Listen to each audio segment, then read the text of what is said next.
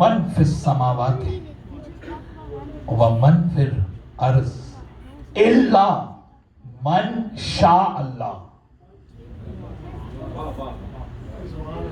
ذرا توجہ. کبھی کبھی آیتوں کا بوجھ پڑ جاتا ہے، مجھے اندازہ ہے، لیکن آل محمد قرآن کے علاوہ کہیں اور سے سمجھ میں نہیں آئی.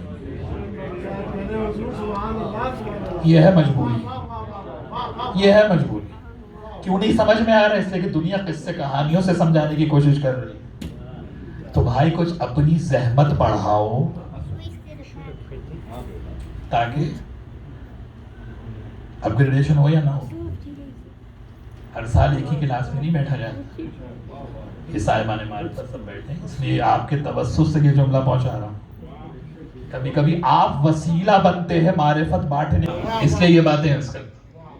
ہر سال ایک کلاس میں نہیں بیٹھا جاتا. بچے کو تو چاہتے ہیں ہر سال نئی کلاس میں رہے، اور خود چاہتے ہیں کہ ہر سال ایک ہی کلاس میں آ کے بیٹھ جائیں.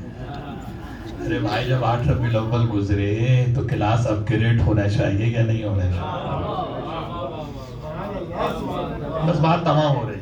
سورہ زمر فَنُفِخَ فِي الصُّورِ فَصَعِقَ مَنْ فِي السَّمَاوَاتِ وَمَنْ فِي الْأَرْضِ إِلَّا مَنْ شَاءَ اللَّهُ.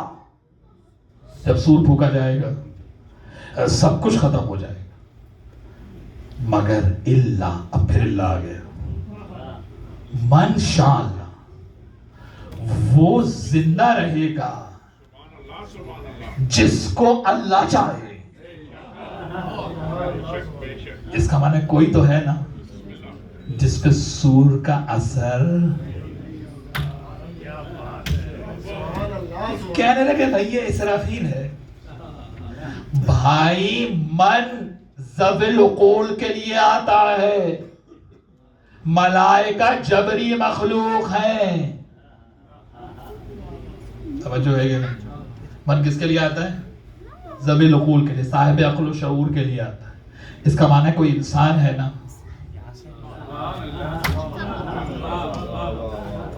اس کی کوالٹی کیا ہے؟ قرآن نے کہا وہ من سے ظاہر ہوگا کیونکہ ذوی العقول ہے. یہ کلمہ من ہی میں تو سارا کمال ہے کہ جس کمال کو قرآن بیان کر رہا ہے. سورہ مریم میں کیا پڑھتے ہیں آپ؟ لا یملکون الشفاعۃ الا من اتخذ عند الرحمن عہدا. اور قیامت میں شفاعت کرنے کا اختیار کسی کو نہیں ملے گا، ہاں اسے ملے گا جس نے اللہ سے آپ کی بخشش کا وعدہ لے رکھا ہے. یہ سورہ مریم ہے. اور سورہ طٰہٰ 20واں سورہ قرآن مجید کا، اس میں قرآن کیا کہہ رہا ہے؟ یومئذ لا تنفع الشفاعۃ الا من اذن لہ الرحمن ورضی لہ قولا. اور قیامت کے دن کوئی بخشوا نہیں سکے گا، ہاں وہ بخشوا سکے گا جو اللہ سے اذن لے کر آئے گا. تو یہ من کون ہے جس پہ سور کا اثر نہیں ہوگا؟ جو مالک شفاعت ہے. یہ من کون ہے؟ جو بخشوانے والا ہے. یہ من کون ہے؟ جس کے پاس امر الہی ہے. اور ابھی بھی سمجھ میں نہ آئے تو سورہ رات کی آخری آیت تو سب کو یاد ہے، وَيَقُولُ الَّذِينَ كَفَرُوا لَسْتَ مُرْسَلًا قُلْ كَفَىٰ بِاللَّهِ شَهِيدًا بَيْنِي وَبَيْنَكُمْ وَمَنْ عِندَهُ عِلْمُ الْكِتَابِ. رسالت کی گواہی کے لیے دو ایک اللہ ہے، اور یہ من ہے جو کل کتاب کا علم رکھتا ہے. اب بھی اگر سمجھ میں نہ آئے تو منزل الذی یشفع عنده الا باذنہ.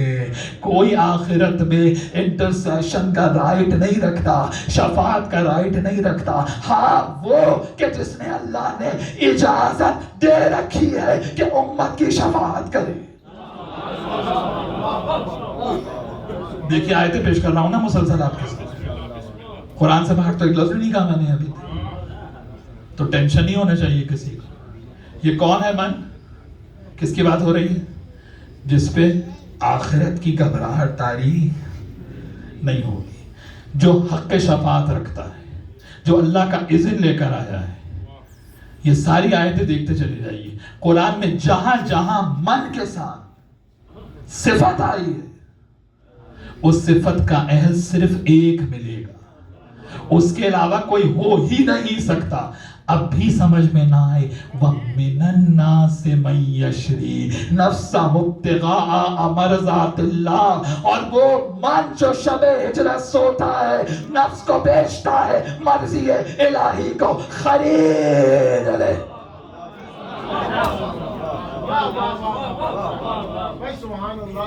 اور اگر پھر بھی کسی کی سمجھ میں نہیں آ رہا کہ قرآن آیت با آیت کس کی طرف لے کے جا رہا ہے، تو اب وقت تو بچا نہیں، ایک ہی طریقہ ہے، غدیر کے ممبر پر نگاہ رہے، من کنت مولاہ فہذا۔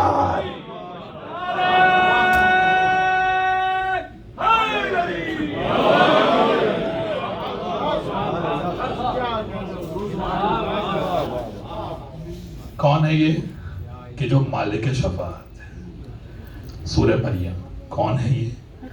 جس نے اللہ سے عہد لیا ہے، اللہ سے وعدہ لیا، لا یملکون الشفاعۃ الا من اتخذ عند الرحمن عہدا، کہ جو وعدہ لیے ہوئے ہے اللہ سے کہ ہاں ہم بخشوائیں گے۔ کوئی آئے نا بڑے سے بڑا، یا نسبتی کے ساتھ ٹائٹل لگانا آسان ہے، لائے نا کوئی اپنے پیر کو جو دعویٰ کرے کہ محشر میں بخشواؤں گا۔